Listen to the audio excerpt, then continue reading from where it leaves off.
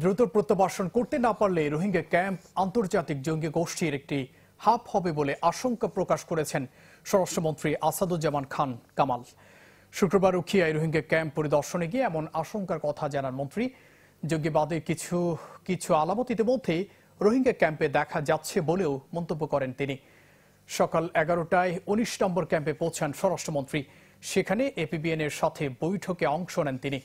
এ সময় তার সাথে ছিলেন পুলিশ প্রধান চৌধুরী আব্দুল্লাহ মামুন, অতিরিক্ত আইজিপি আনোয়ার হোসেন, এপিবিএন প্রধান সেলিম মোহাম্মদ জাহাঙ্গীর এবং শরণার্থী ত্রাণ ও প্রত্যাবাসন কমিশনার মিজানুর রহমান। ইন্টারন্যাশনাল টেরোরিস্টদের একটা হাব হয়ে যেতে পারে, আর এখানে অস্ত্র ঝঞ্ঝানি হতে পারে, অনেক কিছু হতে পারে। সেই হতে পারার মধ্যে কিছু কিছু আলামত আমরা দেখছি। এখানে কয়েকজন কয়েক লোক মায়ানমারে যারা যুদ্ধ করছে কিংবা অন্য ধরনের কর্মকাণ্ড পরিচালনা করছে, তারাও এখানে তাদের আনাগোনা দেখি।